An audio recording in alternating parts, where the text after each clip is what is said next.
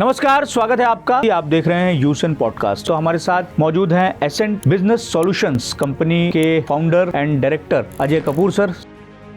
Today I'm very proud to tell you that we have presence in 43 states in the US, which is almost the entire US. Nagpur में IT क्षेत्र के विकास को आप किस तरीके से देखते हैं, क्योंकि जिस तरीके से शासन प्रशासन यहाँ के जो स्थानीय जनप्रतिनिधि हैं वो मेहनत कर रहे हैं, लेकिन उसकी बहुत हद तक सफलता मिलती हुई दिखाई नहीं दे रही। We are doing some very lovely work in Nagpur. बहुत अच्छी और बहुत कटिंग एज टेक्नोलॉजी की डेवलपमेंट वर्क नागपुर से हो रही है, और मुझे लगता है इसमें एआईडी का भी बहुत बड़ा हाथ है, बिकॉज कोई भी चीज को बेचने की एबिलिटी होनी चाहिए। AID has become that platform not just for IT but for all the industries that are coming out of Nagpur and Vidarbha in specific. Advantage Vidarbha has actually taken a very key role. The vision that was established, जो गडकरी जी का एक vision था, push था पूरी team को कि आइए collectively एक इकोसिस्टम बनाइए, आप सब एंटरप्रेन्योर्स अपना तो जो ग्रोथ कर रहे हैं वो करिए, बट इस रीजन को एक नेक्स्ट लेवल पे लेके जाना है, तो एक मोमेंटम बनाना है। एआईडी जो है या एडवांटेज विदर्भा जो है वो एक सालाना मेला नहीं, ये 365 दिन का एफर्ट है। नमस्कार, स्वागत है आपका। मैं दिव्येश द्विवेदी, आप देख रहे हैं यूसन पॉडकास्ट। यूसन पॉडकास्ट के माध्यम से हम हमारे दर्शकों को नागपुर और विदर्भ की ऐसी बिजनेस पर्सनालिटीज से रूबरू करा रहे हैं, उनके कामों को बता रहे हैं, उनकी जीवन यात्रा को एक तरीके से बता रहे हैं, जिन्होंने अपने अपने व्यापारिक क्षेत्र में बहुत बड़ा मुकाम हासिल किया है। नागपुर और विदर्भ की अगर हम बात करें और यहाँ के औद्योगिक विकास को देखें तो आईटी का जो क्षेत्र है उसे बहुत जिस स्थिति में सफलता मिलनी चाहिए थी वो मिलती हुई हमें दिखाई नहीं देती। लेकिन बहुत सारे ऐसे लोग हैं जिन्होंने इस क्षेत्र में आईटी क्षेत्र के औद्योगिक विकास को लेकर एक तरीके से बड़ी पहल की है। ना केवल पहल की है बल्कि वो सफल भी हुए हैं। इन्हीं में से एक शख्सियत आज हमारे साथ हमारे स्टूडियो में मौजूद है। उनकी जीवन यात्रा बड़ी दिलचस्प है, रोचक है। मुझे लगता है कि जब वो अपनी इस यात्रा के बारे में हमें बताएंगे तो आपको भी बड़ा मज़ा आएगा, और ख़ासतौर से उनकी जो व्यापारिक सफलताएँ हैं उसकी जो यात्रा रही है उसको भी जानकर आपको बड़ा मज़ा आएगा और बड़ा उत्साह मिलेगा, और एक तरीके से बहुत कुछ सीखने को भी मिलेगा। तो हमारे साथ मौजूद हैं एसेंट बिजनेस सॉल्यूशंस कंपनी के founder and director Ajay Kapoor sir. Sir, आपका बहुत बहुत स्वागत है। बड़ा मज़ा आने वाला है। जो कैमरे के शुरू होने से पहले जो आपसे मेरी थोड़ी बहुत बातचीत हुई है उससे आपकी पर्सनालिटी थोड़ी सी हमें रोचक मज़ेदार निकल कर सामने आई है, महसूस हुई है। अब इसी पर्सनालिटी को हम हमारे दर्शकों से रूबरू कराएंगे। तो सबसे पहले आपके काम के बारे में बताइए, आपके बिजनेस के बारे में बताइए कि, और जैसा मैंने मेरी भूमिका में कहा कि नागपुर और विदर्भ का जो क्षेत्र है उसे बहुत बेहतर तरीके से आईटी क्षेत्र के औद्योगिक विकास के तौर पर नहीं देखा जाता है, आज भी नहीं देखा जाता है। आपने लेकिन 28 साल पहले इस तरीके की शुरुआत की थी, तो ये यात्रा कैसी रही और किस तरीके से पूरी शुरुआत रही? देखिए, मैं 93 का ग्रेजुएट हूँ, VNIT का स्टूडेंट हूँ। कैंपस से I got selected in 1993 to join Tata Motors. तो मेरा करियर वहाँ से शुरू हुआ। बट जब आप टाटा मोटर्स में जाते हैं तो एक लिगेसी बन जाती है। आप JRD की स्टोरी सुनते हैं, रतन टाटा जी को सुनते हैं, वहाँ के सक्सेस को सुनते हैं। नारायण मूर्ति जी भी by the way Tata Motors से ही थे। तो जब ये चीज़ें सुनी तो बड़ा फैसिनेट हुए।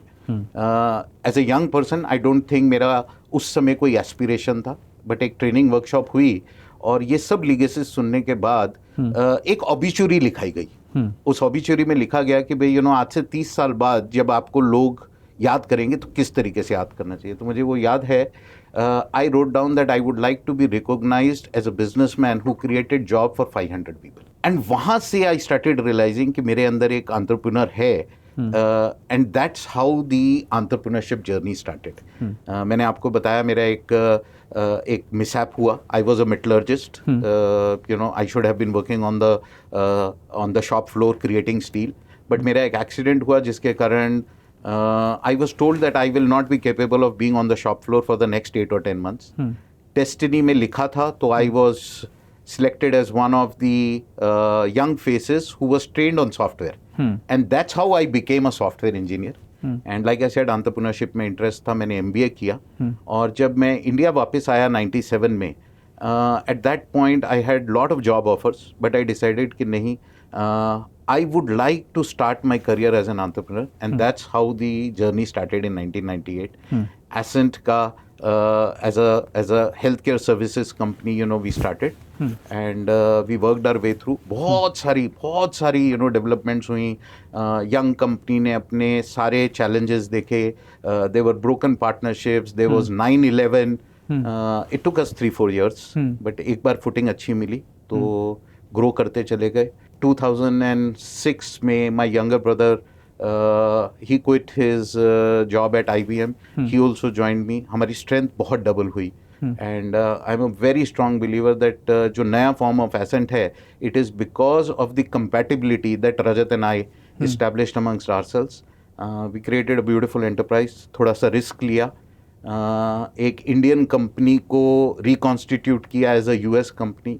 We headquartered ourselves in 2007 in Rosamond, New Jersey. हमने एक डिसीजन ले लिया कि हम थर्ड पार्टी कंपनी नहीं बनेंगे. क्या होता था कि भाई 90% of the companies in India were providing only services.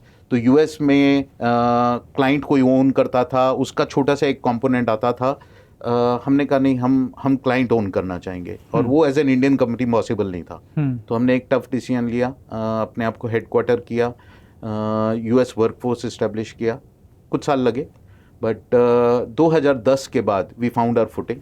And today I am very proud to tell you that we have presence in 43 states in the US, which is almost the entire US.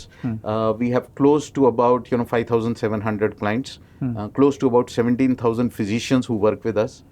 Some of the biggest health chains are now associated with us.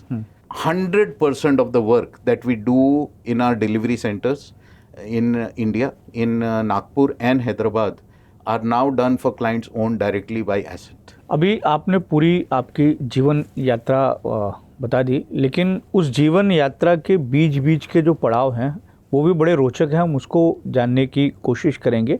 आपने Tata Motors का जिक्र किया, आप वहाँ पर गए और किस तरीके से आपको वहीं अवसर मिला. एक दुर्घटना हुई, वो दुर्घटना भी मुझे लगता है कि उसका भी आप जिक्र करिए कि किस तरीके से उसने आपकी पूरी जीवन यात्रा को एक तरीके से बदला. वो 8, 9, 10 महीने का जो समय रहा वो कितना मुश्किल भरा रहा आपके लिए, और उसके बाद में फिर आपको उसी कंपनी में आपको सॉफ्टवेयर के क्षेत्र में जाने का मौका मिला, और ये अवसर कंपनी ने ही आपको दिया. और टाटा जब सॉफ्टवेयर के बिजनेस में जा रहा था, आप उस जनरेशन के मतलब पहले चरण के वो व्यक्ति हैं जो टाटा के साथ में उसके सॉफ्टवेयर के बिजनेस में आपको ज्वाइन करने का मौका मिला. मैंने आपको बताया था, टाटा मोटर्स ज्वाइन करने के बाद विद इन 3 मंथ्स मेरा एक ऑपरेशन, टेल्को या टाटा मोटर्स? देखिए, उस समय जो टाटा मोटर्स आज है, उस समय उसको टेल्को बोला जाता था, Tata engineering and locomotive company. तो मैं पिंपरी वाले प्लांट, पूना वाले प्लांट में था, और एज अ ट्रेनी इंजीनियर था. तो टाटाज ने एक नई पेंट शॉप डाली थी, रोबोटिक पेंटिंग की, फर्स्ट टाइम. तो उस दिन जो व्हीकल्स पेंट होके आ रही थी, टाटा सियरा जो अभी नई लॉन्च हुई है, उस जमाने में अलग व्हीकल होती थी सियरा. तो सियरा की जब पेंटिंग हो रही थी तो उसमें स्पॉट्स आ रहे थे. तो जब स्पॉट्स आ रहे थे तो हमारे इंजीनियर साहब ने हमको बोला कि भाई लगता है कि ऊपर से जो एयर वेलोसिटी है उसमें कुछ प्रॉब्लम होगी, इसीलिए ये स्पॉट्स आ रहे हैं, जाके जरा चेक करके आइए. तो यंग इंजीनियर था. We went at a height of almost 46 feet, जहाँ पे एयर वेलोसिटी के डक्ट्स से हवा आती है और सिस्टम को स्प्रे करने की कैपेबिलिटी मिलती है. तो मैं और मेरे सुपरवाइजर थे. अनफॉर्चुनेटली एक शीट की रिवेटिंग प्रॉपर नहीं थी, अंधेरा बहुत था. तो despite torch lights and XYZ वो शीट क्रम्बल करी, और शीट क्रम्बल करने के कारण क्योंकि मैं सामने था तो आई टुक अ फॉल. एंड क्योंकि लाइट खत्म हुई तो मेरा सुपरवाइजर भी नहीं रियलाइज कर पाया. तो हम जब दोनों गिरे तो इम्पैक्ट में सेकेंड शीट भी क्रैक कर गई, और क्रैक करके हम सीधा गए नीचे. तो काफ़ी ब्रूजेस हुई, और as destiny would have it हम गिरे पेंट बूथ के अंदर. और उस दिन एक रेड कलर का पेंट गाड़ियों के ऊपर स्प्रे हो रहा था. अब जब रेड पेंट में आप हैं तो कहाँ आपकी इंजरीज हैं, क्या है, पता नहीं चलता. I was moved into the hospital, but after 24 hours when the body was showing extreme signs of pain, तो I was given a turpentine wash. उसके कारण problems आई. But जो भी eventually प्रोसेस हुआ, I went on to the bed for almost 6.5 months. Recuperate होके factory में वापस join करने के बीच का गैप था 8 महीने का. तो जब मैं वापस वहाँ पहुँचा तो I did a medical test again, और अनफॉर्चुनेटली मेडिकल टेस्ट में मुझे फेल किया गया और मुझे बोला गया कि that for the next 12 months you will not be capable of working on the shop floor. Options दिए गए कि भाई आप अपना करियर रीस्टार्ट करिए, कोई बात नहीं, you are a young man of 23, तो हम आपको परचेज में डाल देते हैं, HR में डाल देते हैं, इंजीनियरिंग सर्विसेज में डाल देते हैं. I had no interest. जो भी मेरी लिमिटेड अंडरस्टैंडिंग रही होगी, मुझे लगा कि नहीं ये तो गलत है. But I had a very very very very senior and very smart HR person. बहुत रिनाउंड HR पर्सन थे HR के टाटास के. ही एक्सप्लेन टू मी कि भाई you should appear for a test, and if you clear this test we will convert you into a software engineer. तो I told him, sir मैंने तो ज़िंदगी में एक बार कंप्यूटर देखा और उसमें भी मैंने काम नहीं किया. जो फाइनल ईयर की जो थीसिस होती थी उसको भी टाइप किसी और ने किया था. मैंने तो कंप्यूटर ऑपरेट ही नहीं किया. आप मुझे कैसे इंजीनियर बनाएंगे? उन्होंने बोला वो हम पे छोड़ दीजिए, आप एक टेस्ट दीजिए, अगर आप उसको क्लियर करते हैं तो responsibility of converting you into software engineer will be Tatas. I cleared the test. हम 24 लोग थे. That was the first breed of Tata engineers, और उस समय उसको बोला जाता था MSD, मैनेजमेंट सॉफ्टवेयर डिवीजन. अच्छा. तो हमें 2 महीने के लिए एक्सटेंसिव ट्रेनिंग मिली, and that is what I realised at that young age कि डेस्टिनी एक बहुत इंपॉर्टेंट पार्ट प्ले करती है. कहाँ मैं फाउंड्री और फोर्थ शॉप में जाके एक मेटलर्जिस्ट बनने वाला था, but destiny played a lovely role. And I say lovely on hindsight because that's what's shaped my career and ascent.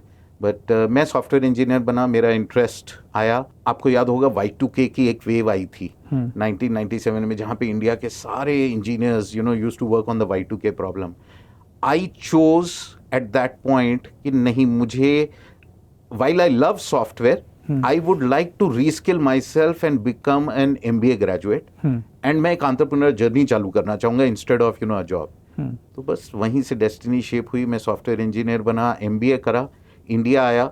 जब मैं ऑस्ट्रेलिया में था तो टेलीवर्किंग का कंसेप्ट देखा कि टेलीकॉम के बैकबोन को लेते हुए किस तरीके से टेक्नोलॉजी बहुत सारी जो ओवरसीज सर्विसेज होती हैं वो इन अ बेटर वे, और उसको अगर मैं क्लियरली बोलूं कॉस्ट आर्बिट्रेज. जो first wave of Indian companies बनी वो सिर्फ इसलिए बनी क्योंकि हम सस्ता काम कर सकते. And that is how when I came back I said नहीं, मैं एसेंट चालू करता हूँ. And we did some detailed work, detailed research, and Ascent उसी तरीके से चालू हुआ. आपने कई बार डेस्टिनी का जिक्र किया है, तो डेस्टिनी कितना महत्वपूर्ण एस्पेक्ट है किसी के भी जीवन में? क्या इस पर बहुत हद तक भरोसा किया जा सकता है, या किसी व्यक्ति के लिए उसकी डेस्टिनी की जो यात्रा होती है वो तय करती है कि जीवन यात्रा किस तरीके से होगी? आपका क्या मानना है? डेस्टिनी का रोल है. Why was I born in my family? There must be a reason. I could have been born anywhere else also. I could have been born in America. I could have been born in the Ambani family. There is a reason why I came into the Kapoor family. So destiny तो है ही. There are things that you have no control over. Yet destiny का एक limited role होना चाहिए. उसके बाद it is all about your gut, about development as a person, your perseverance, your intelligence, and your support system. तो हाँ, destiny ने at least मेरी लाइफ में, और मैं ये नहीं कहता सबकी लाइफ में होता होगा, बट मेरी लाइफ में डेस्टिनी ने बहुत इंपॉर्टेंट रोल प्ले किया है. मैंने बहुत सारे business, I have been very very lucky that over a period of 30 years that I have been in business, I have had the opportunity to start 5 or 6 businesses, different businesses. So आज हम Ascent हमेशा बात करते हैं because it's become a very large corporation. Currently we have about 6,000 people working with us. कहाँ 2 लोगों से accent चालू किया था, कहाँ 6,000 लोग. Yet in between this journey, I have had the luxury of starting a steel plant, starting, mining businesses in Philippines, Indonesia, Australia, worldwide businesses है जहाँ पे हम निकल, क्रोम, मैंगनीज, कोयला सबकी माइनिंग भी करते थे. और destiny है. Today I have created a couple of more businesses which have nothing to do with this. We have an agriculture business, currently about 600 acres of plantations in and around Nagpur. We are focused on agroforestry. Sandalwood की farming करते हैं. Eventually sandalwood oil distillation का units डालना है. We have also now gone into hospitality. So we are setting up 5-star luxury resorts in Pench, Tadoba. Grit है, determination है, perseverance है, of course opportunity है, but destiny has played a role. That is the reason why new businesses happen. और अगर आप उसको destiny ना देते हुए lessons का नाम दे दें तो that is the truth. Why did I get into mining? Because जब मैंने स्टील प्लांट लगाया 2004 में तड़ाली में, चंद्रपुर में, I was allocated mines in Gadchiroli, Surajgarh, Bhamra, but उस समय वहाँ कोई जा ही नहीं सकता था, नक्सलिज्म इतना इन्फेस्टेड था। तो जब प्लांट चालू करा तो रॉ मटेरियल कहाँ से आएगा? ऐसा नहीं कि गवर्नमेंट की विल नहीं होती, बट जो भी कंडीशंस बनी उस समय माल नहीं निकलता था। माल नहीं निकलता था तो फैक्ट्री कैसे चलेगी? फैक्ट्री चलेगी तो माल आना है, अब आप कर्नाटका से लाएंगे या उड़ीसा से लाएंगे।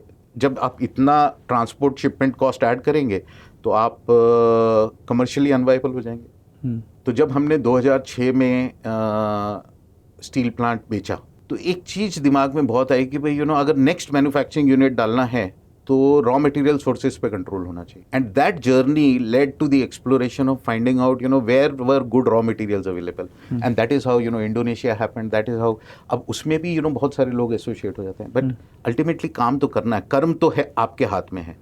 And luckily we created some lovely businesses, we did a lot of mining. In fact India में भी हमारी एक स्टेज पे माइंस थी। स्ट्रेटेजिकली ग्रुप ने डिसीजन लिया 2014 में माइनिंग बिजनेसेस में से एग्जिट करने का। उसका बेनिफिशरी अदर बिजनेसेस हुए। Ascent has become a very very large corporation. Rajat and I have put so much time and invested into it. But yes, destiny did play a role. तो ये destiny ने ही तय किया कि सुरजागढ़ की या गढ़चिरौली की स्थिति आज हम जो देख रहे हैं उसे स्टील कैपिटल ऑफ इंडिया इस तरीके से संबोधित किया जा रहा है, और जिस तरीके से स्टील का औद्योगिक विकास वहाँ हो रहा है, और एक हमारे राज्य की कंपनी नहीं, बाहर की कंपनी आके वहाँ काम कर रही है, और आपके पास में उस समय स्टील का और माइनिंग का लाइसेंस था। आज से मुझे लगता है कि कितने साल पुरानी बात होगी, और 2004 की बात है, 2004 की साल पहले की बात, 4 की बात है। और उस समय अगर आपने वो काम शुरू कर दिया होता तो गढ़चिरौली की स्थिति जो आज, प्लांट तो चालू कर दिया था, हाँ, हमने उसको रन भी किया, हाँ, लेकिन बिकॉज वहाँ पे रॉ मटेरियल सोर्सेज की अवेलेबिलिटी नहीं हो पा रही थी। आज देखिए, स्टील बनाने के लिए आपको क्या चाहिए? आयरन ओर चाहिए और कोयला चाहिए। Now Chandrapur is sitting on coal, मतलब आजू बाजू में 10 कोयले की माइन है, और आयरन ओर आपसे 40 किलोमीटर पे था। तो दुनिया में कहीं भी अगर स्टील सस्ता बनना है तो इससे सस्ता तो बन ही नहीं सकता। बट अनफॉर्चुनेटली क्योंकि उस जमाने में आयरन ओर नहीं आता था गढ़चिरौली से, तो आपको बाहर से लाना पड़ता था, वहाँ कमर्शियल वाइबिलिटी नहीं थी। But now 25 years down the line, अब आप देखिए JSW ने वहाँ पे कमिट किया है कि दुनिया का सबसे बड़ा स्टील प्लांट लगेगा। क्यों लगेगा? क्योंकि इंडिया का सबसे रिचेस्ट आयरन ओर भी वहीं है, और इंडिया का लार्जेस्ट आयरन ओर डिपॉजिट भी वहीं है। इनफैक्ट दुनिया के सबसे बड़े आयरन ओर डिपॉजिट्स में से एक माना जाता है। तो चंद्रपुर जैसी तो कोई जगह नहीं, गढ़चिरौली जैसी तो कोई जगह ही नहीं स्टील बनाने के लिए। तो स्टील के बिजनेस में गढ़चिरौली के इर्द गिर्द हम जो आज की तारीख में प्रभाकरण की बात करते हैं या सज्जन जिंदल की बात करते हैं, अगर आपकी डेस्टिनी ने साथ दे दिया होता या डेस्टिनी तय होती तो अजय कपूर जो गढ़चिरौली में बिजनेस चल रहा है वो उनका नाम सीधे तौर से जुड़ता। डेस्टिनी ने तो वहां लाया, उसके बाद the ability to persevere, the ability to sustain, ये भी तो एबिलिटी होनी चाहिए। ये एबिलिटी उस समय अगर दिखाई होती तो ऑब्वियसली स्टील प्लांट होता, बट क्योंकि हमने चूज किया उस समय की सिचुएशन को देख के कि भाई exit is a better option, we exited out of the business. तो ना तो इसके अंदर कोई गिल्ट है, ना इसके अंदर कोई शेम है, ना इसके अंदर कोई गलत चीज है। हर आदमी की लाइफ में अपॉर्चुनिटी आती है, आप कौन सी अपॉर्चुनिटी सीज करना चाहते हैं। आईटी की अपॉर्चुनिटी को सीज किया, कोई रीजन नहीं था आईटी में जाना चाहिए, आईटी में सीज किया, परसिवियर किया, पेशेंटली उसको वर्क किया, तो आज एक लार्ज कॉर्पोरेशन बन गया। अगर उस समय हमारी सस्टेनेबिलिटी कमर्शियली उतनी होती कि हम सस्टेन कर पाते 20 साल, तो शायद I would have also been called a steel man. तो अब वापस माइनिंग के क्षेत्र में जाने का कोई इरादा, क्योंकि संभावनाएं तो और भी बहुत सारी खुल रही हैं। You never say no to anything, why not. Today after 30 years we have an opportunity where younger generations are coming in, lots of collaborations are there. Future में क्या करेंगे ये तो पता नहीं, बट आज की डेट में I think we have 3 or 4 businesses that we are anchoring, and we would like all of them to reach a stage where the younger generations and new partners can sustain and grow these businesses. अगर manufacturing में opportunity आएगी तो उसको खुल के explore करेंगे। नागपुर में IT क्षेत्र के विकास को आप किस तरीके से देखते हैं, क्योंकि जिस तरीके से शासन प्रशासन यहाँ के जो स्थानीय जनप्रतिनिधि हैं वो मेहनत कर रहे हैं, लेकिन उसकी बहुत हद तक सफलता मिलती हुई दिखाई नहीं दे रही। उसके कई तरह के कारण जो है वो बताए जा रहे हैं। आप भी हज़ारों की संख्या में आपके जो हैं वो कर्मचारी हैं यहाँ पर। आपका कैंपस नागपुर में भी है, हैदराबाद में भी है, आप कई और जगह जो हैं अपने कैंपस को आपने रखा है और वहाँ पे वर्क जो है वो हो रहा है। तो नागपुर से जुड़ी हुई क्या कुछ आपको चुनौतियां सामने दिखाई देती हैं कि ये चुनौतियां हैं, इनको एड्रेस किया जाना ज़रूरी है? ये किस तरीके की दिक्कत है? एटमॉस्फेयर की दिक्कत है, स्किल्ड मैन पावर की दिक्कत है, क्या कुछ दिक्कतें हैं? और अभी तो एडवांटेज विदर्भ जो चल रहा है, आईटी का जो क्षेत्र है उसके आप कन्वीनियर भी हैं, तो क्या कुछ चर्चाएँ आप लोगों की होती है, क्या दिक्कतें हैं? देखिए, पर्सपेक्टिव में डालना चाहिए, मतलब हर चीज़ को देखने के 2 पहलू हैं। आपने बोला कि Nagpur has not emerged in the way it should have, and I feel it's taken a little more time but it's emerging that way. आपकी बात बिल्कुल ठीक है। 1998 में जब हमने बिजनेस चालू किया, we were probably one of the first companies to get into IT park. Challenges थे बिकॉज बेसिक इंफ्रास्ट्रक्चर ही नहीं होता। कोई भी आईटी कंपनी को चलाने के लिए जो बेस इंफ्रास्ट्रक्चर लगता है टेलीकॉम का, it was at a very very infancy stage. तो वहाँ से निकल के to now have probably the infrastructure almost as good as any part of the world. जब हमने चालू किया तो मुश्किल से शायद 500 या 800 लोग आईटी के प्रोफेशन में होते थे। आज 1.5 से 2 लाख आदमी आईटी का नागपुर में ऑपरेट करता है। जब हमने चालू किया तो कंपनीज जो इमर्ज हुई वो सिर्फ बैक एंड सपोर्ट सर्विसेज कंपनियां थीं। आज कटिंग एज टेक्नोलॉजी में प्रोडक्ट डेवलपमेंट कंपनीज नागपुर में ऑपरेट करती हैं। Does that mean that we are almost as good as the top IT destinations of this country alone? Definitely not. हमसे बहुत आगे हैं बेंगलोर, हमसे बहुत आगे है हैदराबाद, हमसे बहुत आगे है पूना और मुंबई। इवन एनसीआर अगर आप देखते हैं तो नोएडा गुड़गांव में जो क्वालिटी ऑफ वर्क हो रहा है उस तरीके का काम उस स्केल पे नहीं हो रहा नागपुर में। But we are doing some very very lovely work in Nagpur.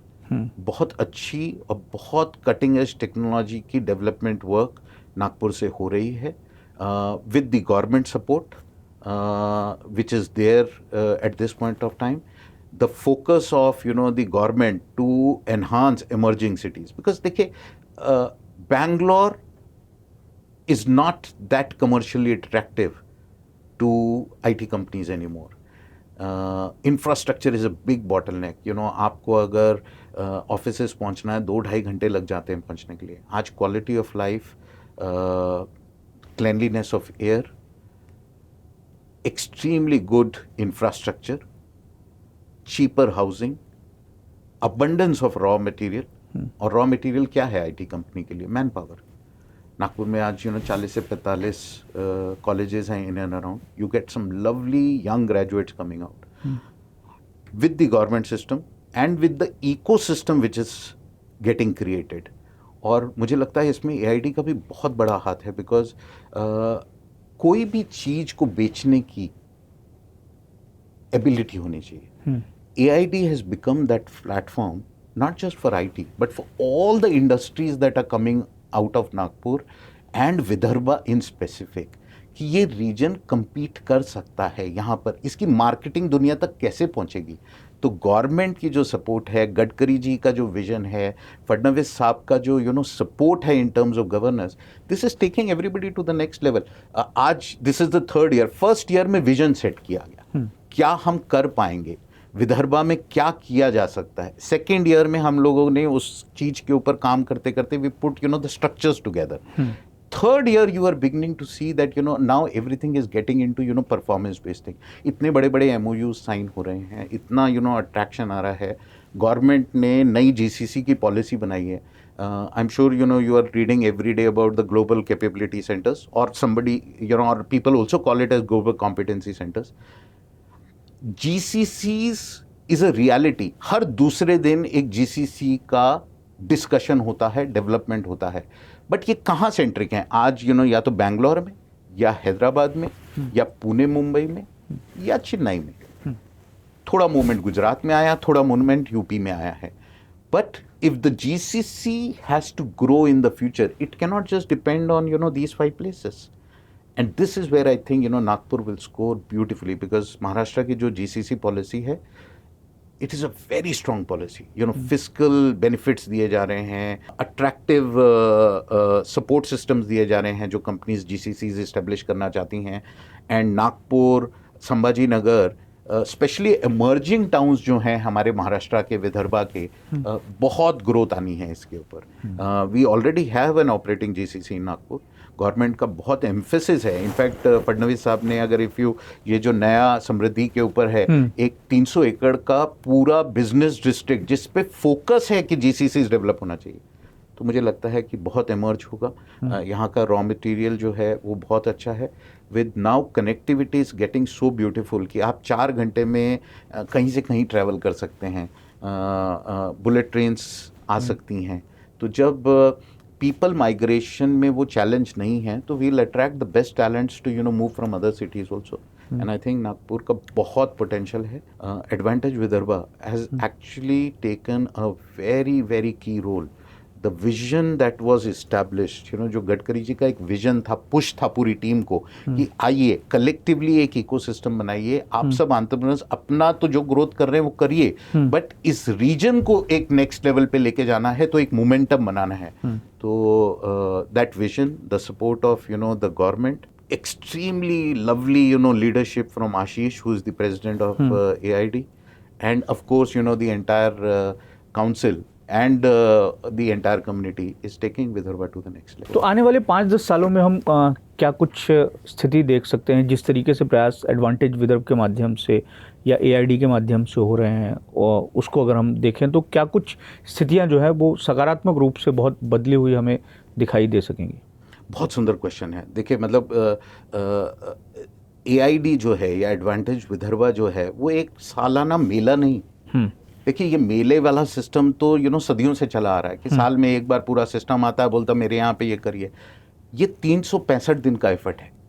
जो चीज मार्केट की जाती है उस इकोसिस्टम को आगे कैसे लेके जाना है, उसके ऊपर बैकग्राउंड में 365 दिन डिस्कशन चल रहा है. गवर्नमेंट का सपोर्ट चल रहा है, पॉलिसी की ड्राफ्टिंग चल रही है, और MOUs किए जा रहे हैं. अभी एडवांटेज विदर्भा है 6-7-8 तारीख को, आप सुनेंगे इतने सुपीरियर MOUs साइन हो रहे हैं. लाखों करोड़ों रुपए का जो इन्वेस्टमेंट है यहाँ कमिट किया जा रहा है. दुनिया की बेस्ट कंपनीज टेक्नोलॉजी लेकर यहाँ पे आ रही हैं. और आज IT जो है वो एक एनेबलर है. IT अपने आप में एक इंडस्ट्री के बियॉन्ड, हर बिजनेस को IT की जरूरत है. तो this area will emerge as a very very strong area, very very beautiful area, and AID will play a very very pivotal role in changing the landscape of Vidarbha as the one of the most potent destinations for doing business. And business not in just one area. आप यहाँ पे growth देखेंगे manufacturing segment की, आप growth देखेंगे tourism, पेंच, Tadoba, Karhandla. Blessing है ये तो. देखिए, दुनिया में हर चीज़ हर जगह मिल सकती है, लेकिन जो आपके पास है उसको ग्रो करना वो आपकी भी रिस्पॉन्सिबिलिटी है. And I think we are all doing a very very lovely job.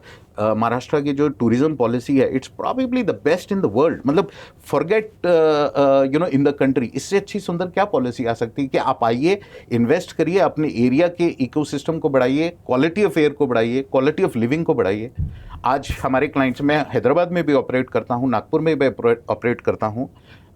There is huge attractiveness for some of our clients when we tell them that we are operating out of Nagpur, and when they hear about Pench and Tadoba and hear about the quality of life and the cleanliness of the air, they are mesmerized. They want to do business with us in Nagpur. तो अभी I just think एक momentum build होना शुरू हुआ है, and you will over the next 5 years see extreme doubling up of the GDPs, and chief minister साहब का बहुत सपोर्ट है, गडकरी जी का तो नॉट जस्ट फॉर नागपुर, पूरी India knows what he has been able to do, but उनकी availability, उनकी vision for growing Vidarbha is extreme. AID का आपने जिक्र किया, एआईडी किस तरीके से काम करता है? अभी 2-3 दिन पहले मेरे ख्याल से मेरे डायरेक्टर्स के साथ में मेरी चर्चा हो रही थी ऐसी कि एआईडी काम कैसे करता है। हम देखते हैं कि 6-7-8 को ये इवेंट है, तो इस इवेंट के हम अपने शहर में देख रहे हैं कि एडवर्टाइजमेंट हो रही है, होर्डिंग्स हो रही है, सारी चीज़ें हो रही हैं और बताया जा रहा है कि आप आइए। लेकिन ये जो बाहर के लोग हैं, जो औद्योगिक प्रतिनिधि हैं, कंपनी के जुड़े हुए लोग हैं, उनको यहाँ लाने के लिए, यहाँ के अवसरों को बताने के लिए, उसके पीछे एआईडी जो काम करता है वो किस तरीके से करता है? क्या एआईडी का विज्ञापन मुंबई, चेन्नई या शहर के किसी बड़े शहरों में भी होता है क्या? तो किस तरीके से बड़ी बड़ी कंपनीज को या उनके प्रतिनिधियों को यहाँ लाया जाता है? ये एक संशय सबके मन में सवाल हो सकता है कि again a very very beautiful question कि भाई क्या होर्डिंग लगा के बेंगलोर में, नागपुर में एडवांटेज विदर्भा हो रहा है, आप अट्रैक्ट कर सकते हैं कंपनियों को? Answer is no. तो कैसे अट्रैक्ट करते हैं, कैसे लाए जाते हैं, ये कैसे एआईडी काम कर रहा है? एआईडी में एक भी मेंबर पेड मेंबर नहीं है। एआईडी इज एन इकोसिस्टम। ये जो बॉडी बनी है इसमें सब business owners of repute of their industry जोड़े गए हैं। तो अगर आप एग्जीक्यूटिव काउंसिल को देखें तो हर एक आदमी जो है अपने तरीके से इज द मोस्ट सक्सेसफुल और leading businessman of that area. जब आप एक बिजनेस में होते हैं, 25-30 साल इन्वेस्ट कर चुके होते हैं, तो आपको चैलेंजेस पते होते हैं, कनेक्ट्स होते हैं। This body ensures that we focus and create a list of the top 20, 30, 40 और 50 people who should be attracted for each industry। इसके अंदर उन सबको बुलाया जाता है, पर्सनल इनवाइट सेंड किए जाते हैं, इकोसिस्टम सपोर्ट लगता है, उनको पैनल डिस्कशंस के लिए बुलाया जाता है। आपने देखा होगा 400, 500, 600 स्टॉल्स लगते हैं हर साल to showcase the strength of that industry, and हर नेटवर्किंग अपॉर्चुनिटी को यूज करके the right people come here. They are invited as speakers, they are invited to make a commitment in MOUs, and that is how we go। एक stage आएगी जहाँ पे हो सकता है this momentum will go even outside। Even इस बार हमारा discussion हुआ है कि भाई अब हमें एडवांटेज विदर्भा को ग्लोबल प्लेटफॉर्म देना है। तो next year you might see that there will be delegations who will be attracting people from Singapore. In fact, I'm very happy to tell you that on 6th and 7th we have representatives from 23 different countries। इनमें से 4 countries के ambassadors को बुलाया गया है। और जब आप इतनी बड़ी कंटिंजेंट दुनिया की बुलाते हैं, शोकेस करते हैं, अपने स्ट्रेंथ दिखाते हैं और बिजनेस हाउसेस के साथ 1-to-1 डायलॉग्स में बिठाते हैं और डिस्कशंस होते हैं, तो आई एम रीजनेबली कॉन्फिडेंट जब ये लोग बाहर जाते हैं तो they will discuss about opportunities, collaborations होंगी, जॉइंट वेंचर्स होंगे, फाइनेंशियल MOUs होंगे, and that is how advantage Vidarbha. It's a very strategic step by. मैंने आपको क्या बोला एक लाइन में, ये एक मेला नहीं है। Advantage Vidarbha AID body is a 365-day strategic step-by-step structuring movement। कैसे समय देते हैं आप लोग अपने व्यापार को छोड़ के, मतलब या उससे समय निकाल के? पैसा इंपॉर्टेंट है, बिजनेस ग्रोथ इंपॉर्टेंट है, और एक स्टेज के बाद your commitment to grow your region important है।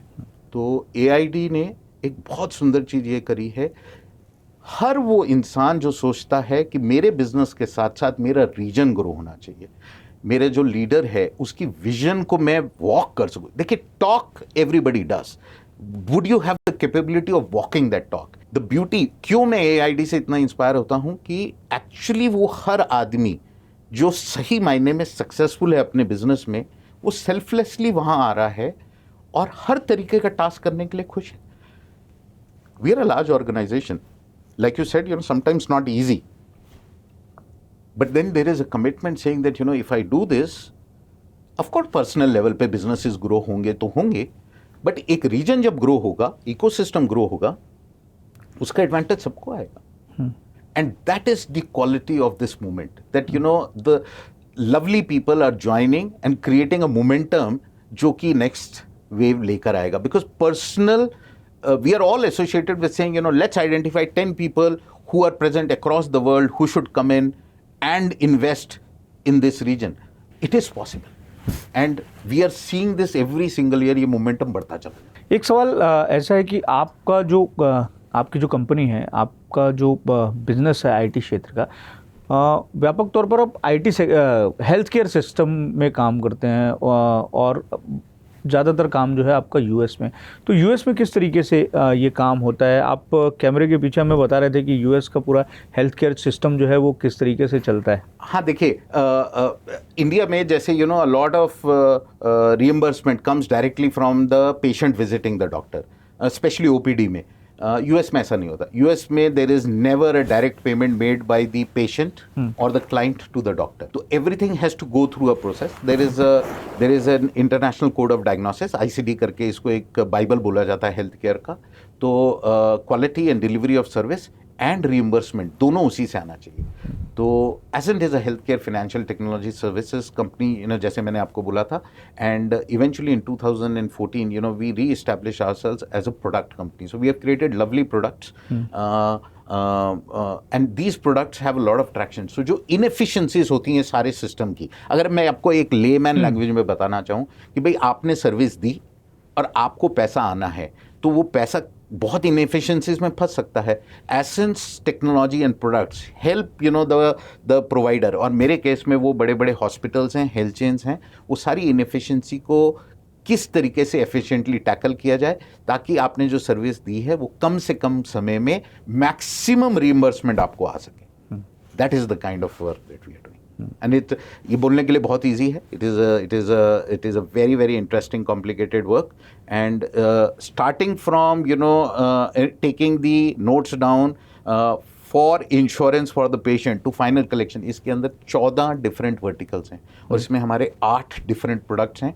And with the AI coming into the picture and new technologies coming into the picture, we believe that we have a very very robust opportunity in the future. Mihan में भी आप campus बनाने वाला अपना? जी, the commitment is to grow in Nagpur. We have taken a land and we are looking very keenly to create a lovely infrastructure in Nagpur. आज मेरे पास I am already present in Mihan, also present in IT Park, but क्योंकि growth हो रही है and मिहान से अच्छा क्या area होगा, तो we will start our creation there and hopefully establish a few beautiful healthcare focused AI driven GCCs in Nagpur. हम कपूर साहब की जीवन यात्रा के बारे में जानना चाहेंगे कि वो कैसी रही, नागपुर से जुड़ाव कैसे रहा.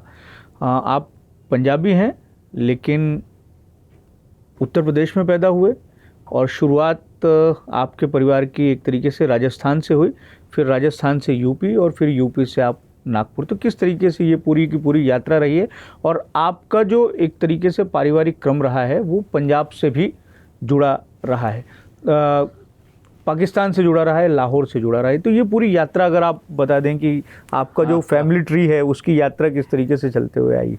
देखिए, my grandfather end of course his generation before that they were pre independence in Pakistan. So मेरे फादर का बर्थ भी लाहौर में हुआ 1945 में, but whatever happened in 1947. So they migrated into India. जब आके री-एस्टैब्लिश हो रहे थे तो उत्तर प्रदेश में री-एस्टैब्लिश हुए, कानपुर में कुछ लोग हुए और बरेली में कुछ लोग हुए. I think that shaped the future of the family. This is what I call as destiny. And वहाँ से सब छोड़ छाड़ के वापस यहाँ आए, री-एस्टैब्लिश किया. Everybody went into jobs. My grandfather spent he was a banker, Punjab national bank के साथ काम किया.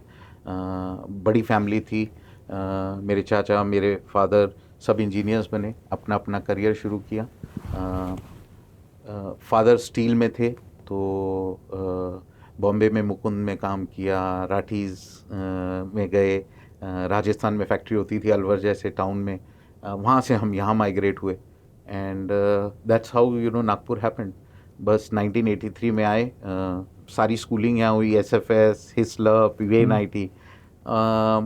घूम फिर के आके हमने बिजनेस भी यहीं इस्टेब्लिश किया. It's a very very beautiful attractive.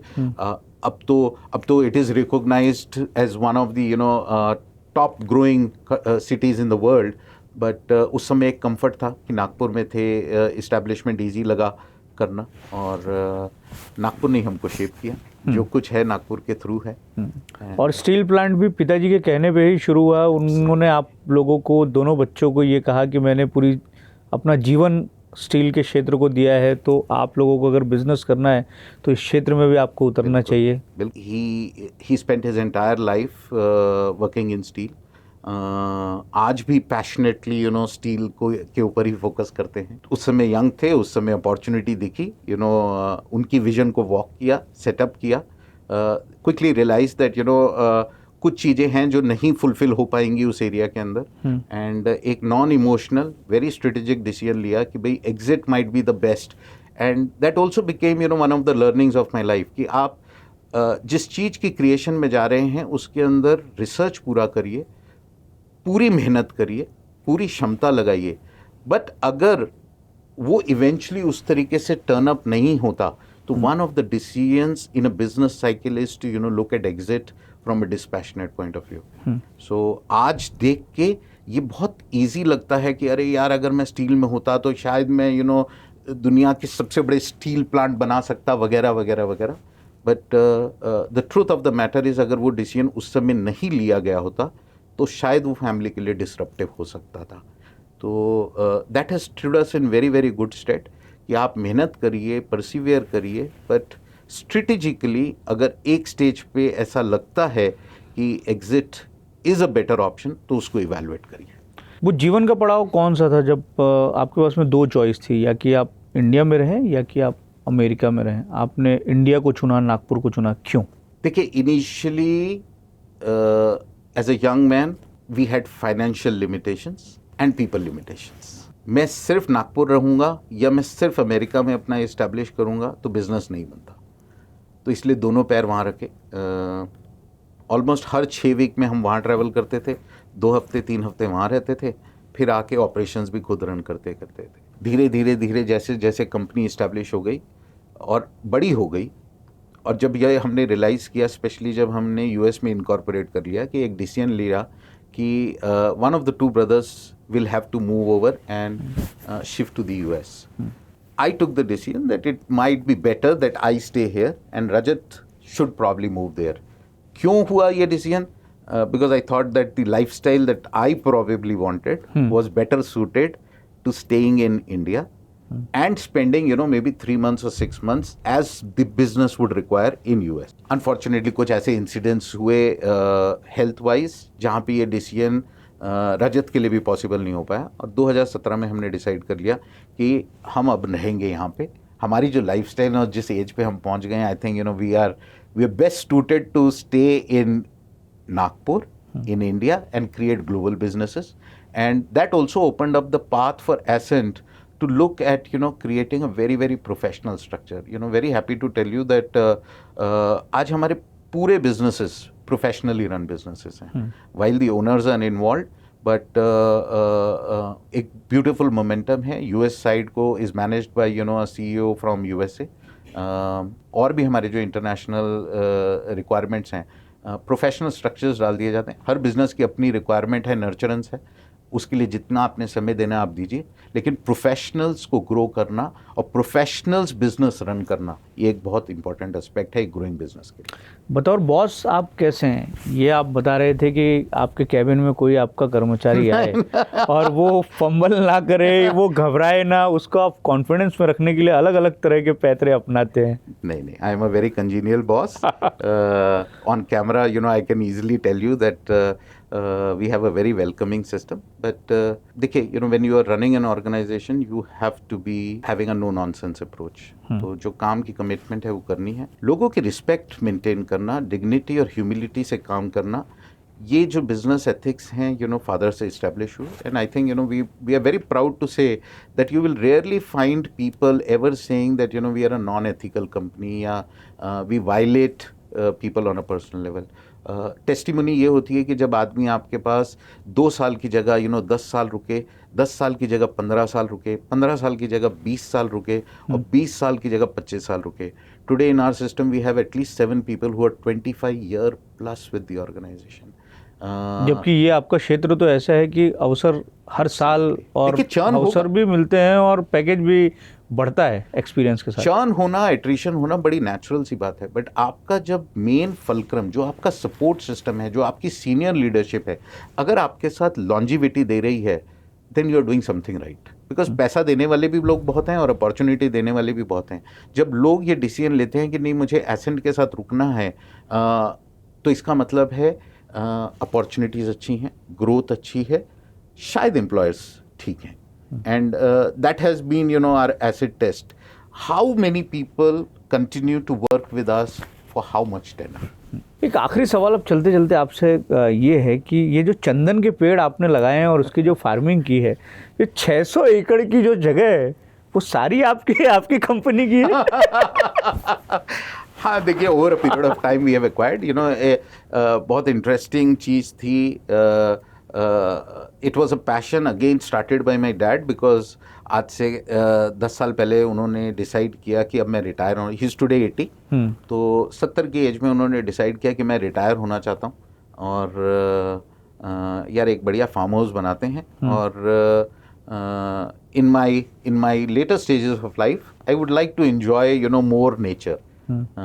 Destiny again played its part. Unfortunately he got detected with cancer, and उन्होंने जो एफर्ट चालू किया था, उस समय शायद उनकी कैपेबिलिटी फिजिकली नहीं थी उसको एग्जीक्यूट करने की। That responsibility came on to me, and we looked at everything, उस सिचुएशन को एड्रेस किया। ended up meeting a very very fine gentleman, नाम है doctor Anant Padmanabha. He is known as the father of the sandalwood industry. 60 साल लगाए हैं। He is also an 84 year old man. 60 साल उन्होंने सैंडलवुड इंडस्ट्री को दिए। हमने उनसे जाके डिस्कशन किया, बोला कि फार्मिंग एक टफ बिजनेस है और जो हमारी टाइम रिस्ट्रिक्शंस हैं उसकी वजह से हम उतना वो नहीं कर पाते, तो कौन सी ऐसी चीज़ है जो हम कर सकते हैं जो वैल्यू ऑफ टाइम भी देगी और एक प्लेजर भी देगी, और फादर ने जिस चीज़ को सीड किया है वो ग्रो भी करेगी। तो एक रिसर्च करने के बाद हमारे को समझ में आया sandalwood is that product. It's a premium plant, दुनिया के कॉस्टलीस्ट प्लांट्स में से है। क्वेश्चन यही था कि भाई होता तो कर्नाटका में है, होता तो तमिलनाडु के जंगल्स में है, तो नागपुर में सरवाइव करेगा कि नहीं करेगा। तो रिसर्च जब सक्सेसफुल हुई तो फिर हमने जगह एक्वायर करनी शुरू कर दी और फिर उसको एक बिजनेस स्केल पे ले गए। तो जो एक शौक चालू हुआ था, eventually it's converted into a full business ना। पर बड़ी निगरानी रखनी पड़ती होगी, चंदन की लकड़ी तो बड़ी महंगी रहती है। You are right, you are right. जब जो करना है वो करना है। घर में जब बच्ची भी बड़ी हो रही है तो आपको you have to take and put all the precautions. उसी तरीके से सैंडलवुड को भी एक बच्चे की तरह ट्रीट करना पड़ता है। अनहेल्दी एलिमेंट्स हैं, but technology plays again a very very pivotal role. There are lots of things that can be done, and sandalwood has been given a very premium status this year also in the budget. Government का बहुत emphasis है। We are the leaders in the world on sandalwood, and sandalwood is just not a cosmetic product. Not many people realize it is a healthcare product. Sandalwood जो oil है, it is one of the purest oils which can be absorbed by the body. तो जितने ये cancer drugs हैं, there is a lot of research.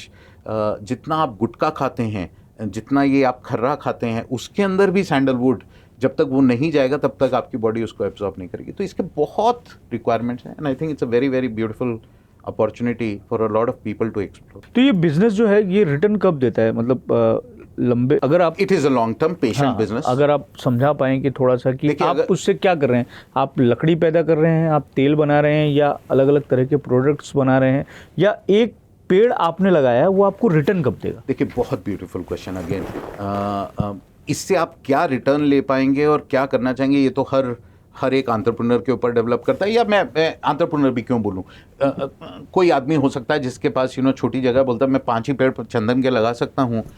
तो चंदन के पेड़ की अपनी प्रीमियम वैल्यू है। एक चंदन का पेड़ अगर प्रॉपरली उसको नर्चर किया जाए इन अ प्राइवेट सेक्टर तो 15 से 17 साल में बहुत सुंदर डेवलप हो जाता है। आज की ही डेट में अगर उसका मार्केट वैल्यूएशन करें तो एक पेड़ की कीमत हो सकता है 2, 2.5, 3, 4 लाख रुपए हो जाती है, डिपेंडिंग ऑन कितना हार्टफुट डेवलप हुआ है।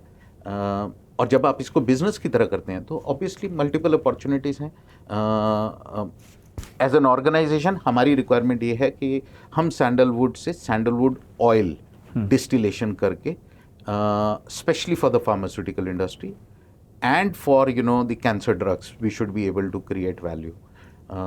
The second requirement is to get into biomedical areas. मैं खाली चंदन नहीं करता, मैं टर्मरिक भी करता हूँ, मैं ब्लैक पेपर भी करता हूँ, तो ये सब मेडिसिनल प्रोडक्ट्स हैं. How do you infuse and create new composites which can be used for better health, उसके ऊपर भी अब रिसर्च चल रहा है. इवेंचुअली आइडिया ये है कि भाई इसका प्रॉपर एक मैन्युफैक्चरिंग सेटअप बनाया जाए. Coming back to your question कि रिटर्न कब देगा, मिनिमम 15 साल की वेट है, उसको नर्चर करने की एबिलिटी होनी चाहिए.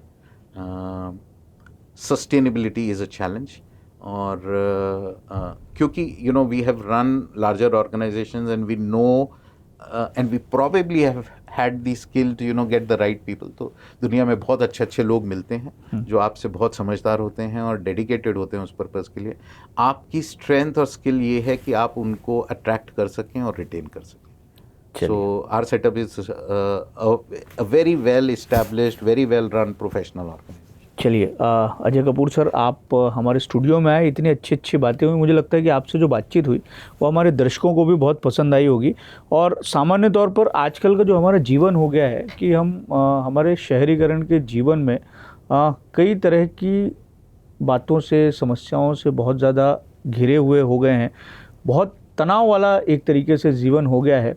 तो आपने आपके वैकल्पिक जो बिजनेसेस हैं उसमें भी इस तरीके की चीज़ों को चुना है कि जिससे एक तरीके से सुकून मिला. आपने फार्म बना लिया, जब कभी काम का तनाव हुआ तो वहाँ चले गए, वहाँ के बिज़नेस को देख लिया. आप पेंच में ये बना रहे हैं तो कभी जंगल के नज़दीक आप चले गए और वहाँ एक तरीके से सुकून हासिल कर लिया. तो मतलब पैसा भी बन रहा है और सुकून भी मिल रहा है और नए तरह का बिजनेस भी आप एक तरीके से खड़ा कर रहे हैं. बहुत बहुत शुक्रिया, बहुत बहुत स्वागत, बहुत मज़ा आया और यकीनन हमारे दर्शकों को भी बहुत मज़ा आया. मुझे भी बहुत मज़ा आया. 6, 7 and 8 फरवरी को एडवांटेज विदर्भा है. आपके माध्यम से एक ही मैसेज देना चाहूँगा सिटी में और बाहर के एरियाज़ में कि आइए यहाँ पर. It is just not about IT. ठीक है, मैं IT का कन्वीनर हूँ और एक EC मेंबर हूँ, तो मैं डेफिनेटली एक्सपेक्ट करूँगा कि भाई लोग आएँ. बट हर इंसान के लिए यहाँ पे कुछ ना कुछ है, फैमिलीज़ के लिए है. बियॉन्ड द बिजनेस वहाँ पे एक एंटरटेनमेंट कॉन्क्लेव किया गया है. इवनिंग्स बहुत सुंदर रखी गई हैं. नागपुर के ग्रोन फूड कोर्ट्स जो हैं और फूड बिजनेसेस हैं वहाँ पे इस्टेब्लिश किए गए हैं. बच्चों को लेकर आइए, खुद आइए, बिज़नेस को एक्सप्लोर करिए, अपॉर्चुनिटीज़ को एक्सप्लोर करिए. हर सेक्टर, हर सेगमेंट के वहाँ पे स्टॉल्स हैं, उसको देखिए. बहुत सुंदर सुंदर, बहुत अच्छे अच्छे लोग आ रहे हैं सेशंस देने के लिए. इनफैक्ट IT में we are talking on one session on artificial intelligence. दुनिया के दिग्गज लोग आ रहे हैं. स्पेन से एक आदमी आ रहा है specially to be a part of advantage Vidarbha, and he is at the forefront of AI technology where he is consulting with Boston Consulting Group. एक सेशन हमने GCC का करा है. प्रिंसिपल सेक्रेटरी अंबलगम साहब खुद आ रहे हैं जो कि इन्वॉल्व थे GCC पॉलिसी के अंदर. We have experts coming in from PwC. We have somebody who is already established a small GCC in Nagpur. तो बहुत अपॉर्चुनिटीज़ हैं. आप IT से हैं, नहीं हैं, ज़रूर एडवांटेज विदर्भा में आइए और see how the area is growing. Ajay Kapoor sir, बहुत बहुत शुक्रिया आपका, बहुत बहुत धन्यवाद. Thank you.